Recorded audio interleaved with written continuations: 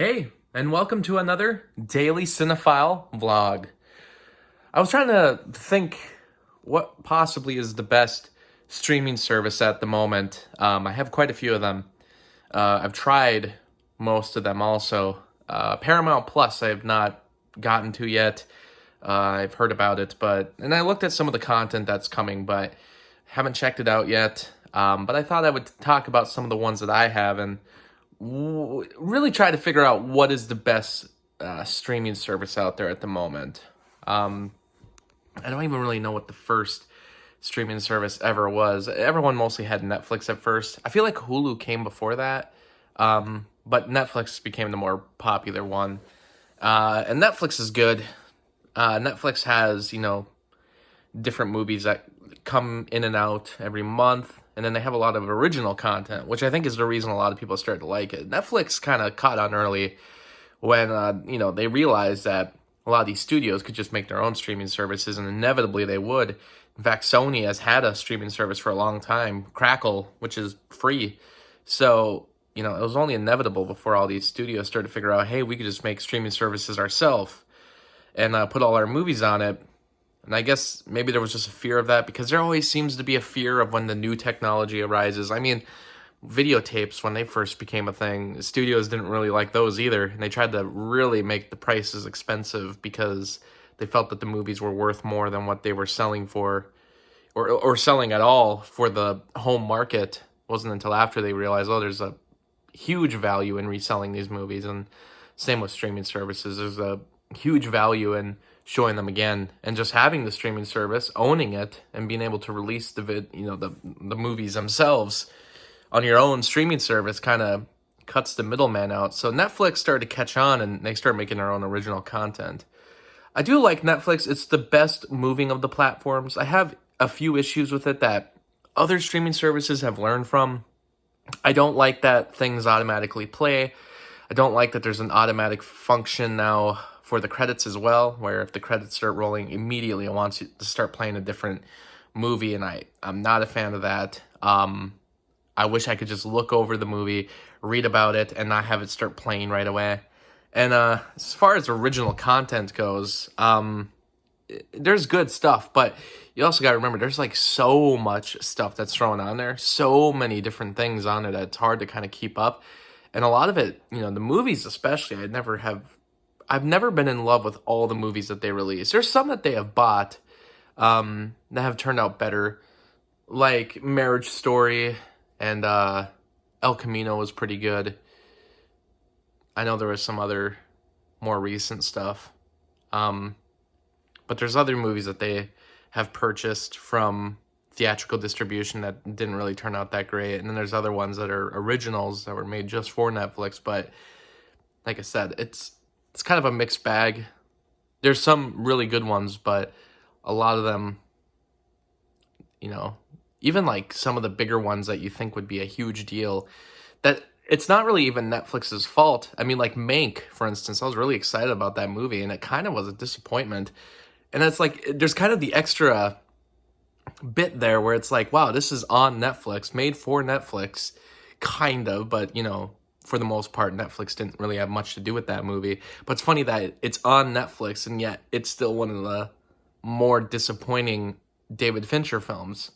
So, I don't know, there's something about Netflix where, none of their movies really do it for me. Some of their TV shows are great.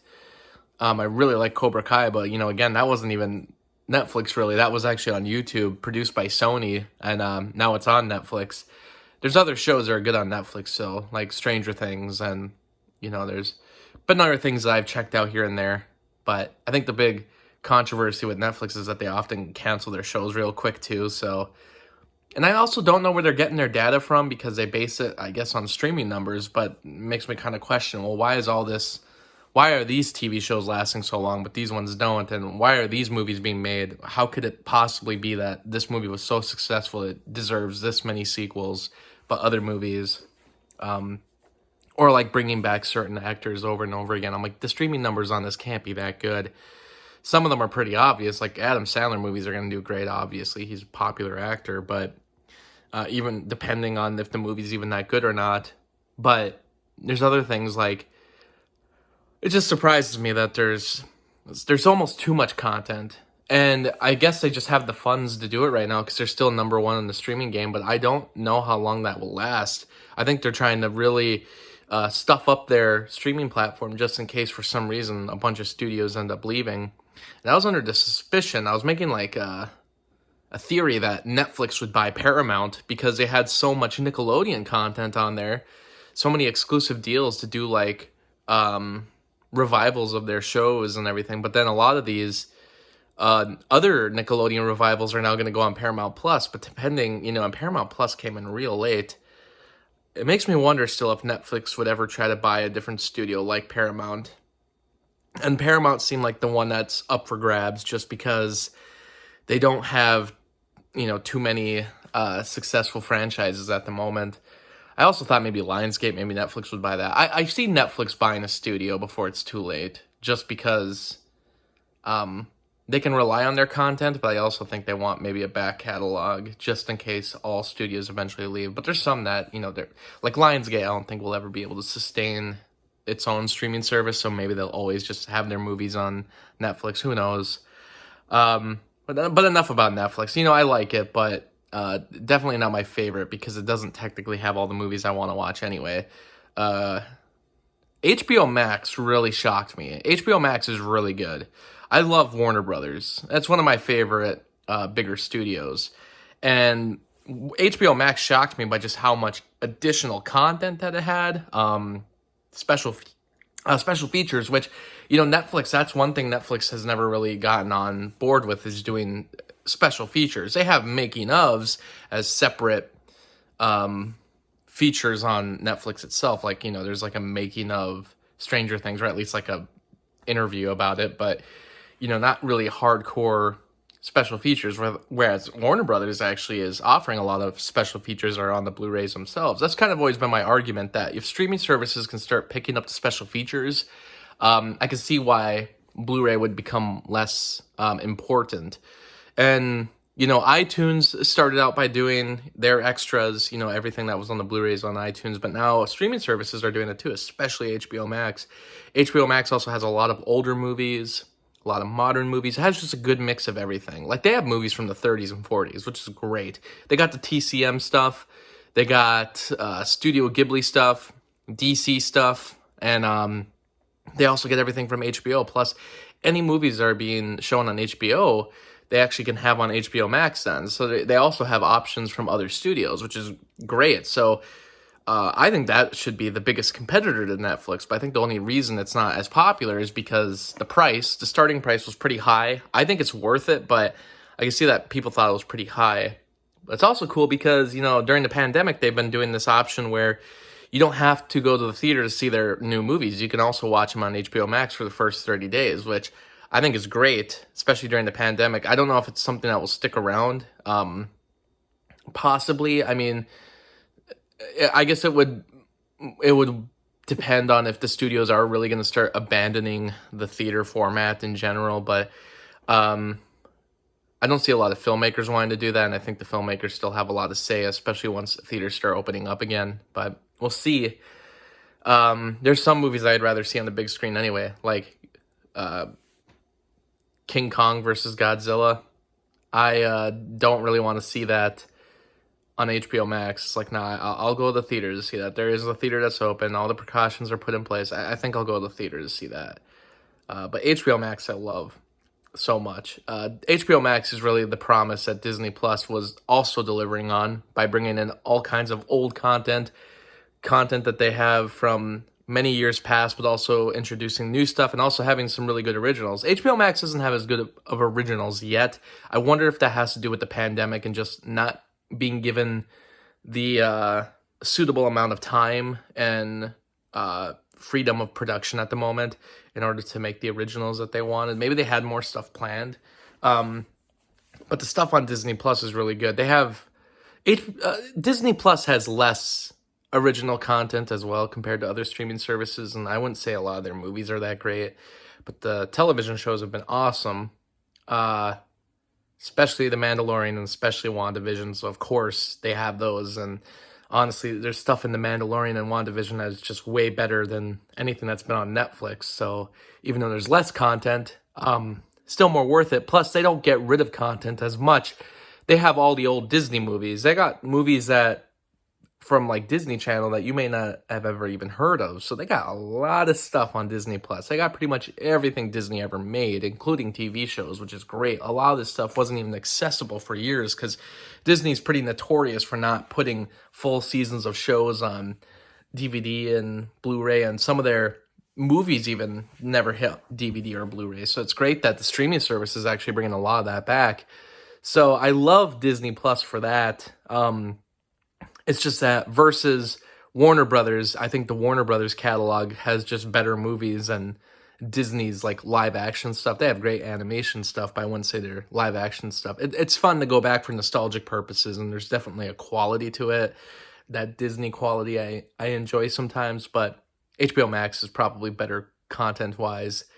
Disney Plus has a lot of content, though, so you got to kind of love it for that.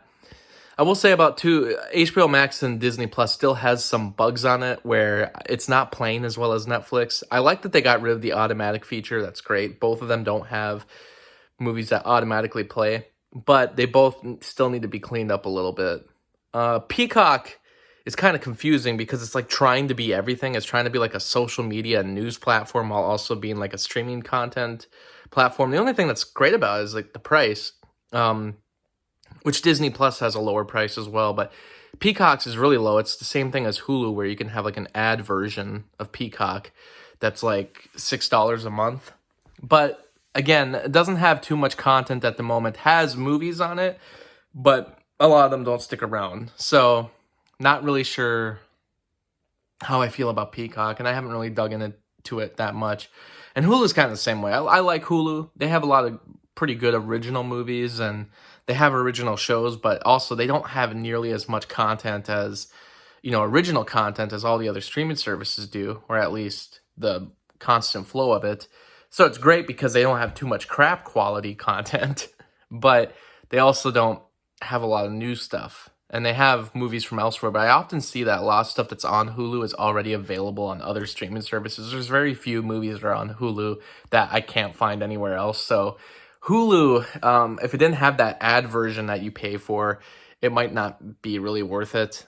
People get it for like the live TV and episodes that are posted the day after, but I haven't really seen a use in Hulu. And, Peacock is another one where it's like I haven't seen a big use in Peacock quite yet. And there's Tubi and there's Criterion Channel. And Criterion Channel, of course, is great. They don't have every Criterion movie, but they have a lot of old movies. And they're going to have a lot of Criterion stuff that you've never heard of. It's a pretty good price.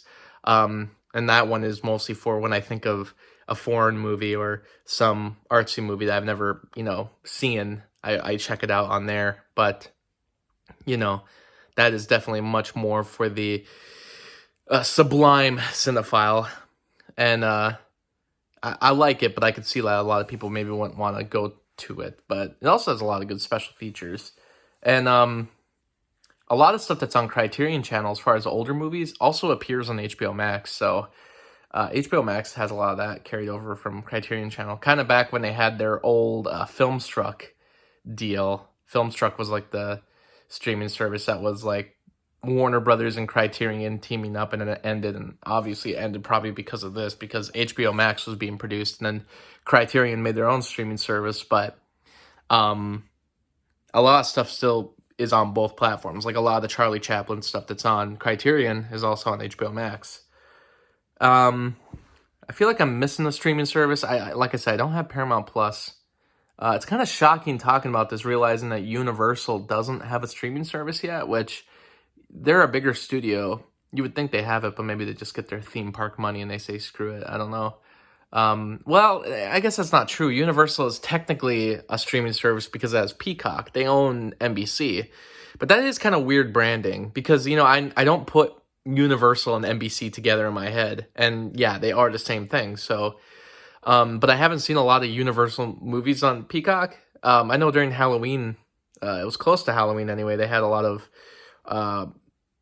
Frankenstein movies on there, some Universal horror movies, but, some of them are only available if you actually pay for it. Some of them are free with the ads, and they have different tiers to it. Something that I was fearing other streaming services would do, but never really happened. I don't get why Disney Plus is so cheap. um, but, yeah, I guess I should probably make a deeper video about this at some point, but as of right now, I feel like my favorite streaming service is HBO Max, just because per how many movies they have on it, it probably has like the best content overall. Maybe not the best original stuff, but I don't know how to fairly grade anybody's original content. Oh, there's Amazon Prime too, but there's another one where like the setup of the website or the streaming service app just seems really confusing to me. It seems like they list so many titles over and over again, and it's kind of hard to tell which ones are Prime and which ones aren't. And they have a lot of indie stuff, but they also have a lot of shit on there that's indie. And it's kind of, you get lost in it. And they don't have like a lot of, it doesn't carry over a lot of good content from other studios like Netflix does. At least it doesn't have as many movies available. But they have good original stuff. I mean, I'm trying to think, like, I know that they had some, because Amazon has its own studio, so a lot of movies that premiered at the indie theater in town that I've seen from Amazon were also on its streaming service. So they have some good stuff, but I don't know. I'm not a big fan of the app. And the most recent movie I watched on there was Coming to America, and wasn't a fan of that. But they did have the Borat film, which was really good. So I don't know. I think it's HBO Max. HBO Max wins for me right now. Disney Plus is pretty good, though, and Netflix is still up there. Still has a lot of good stuff, just I don't see it. I see it losing a lot of that content over time, especially as the studios start to make streaming services, and then in turn they probably will start consolidating, because I don't see that lasting. I feel like all these streaming services can exist at once, and some of these studios will probably fall to the wayside if they can't pick up on their streaming game. I really think it would be Paramount, but maybe I gotta get Paramount Plus and really judge it. Who knows? But give this episode a like. Give this episode a comment. This vlog, not an episode, really. And thanks for watching. And remember to subscribe to the channel and the main channel and use that bell icon, because YouTube is sad that its own streaming service doesn't succeed. So it's trying to tackle us smaller contributors to get back at us. Yeah.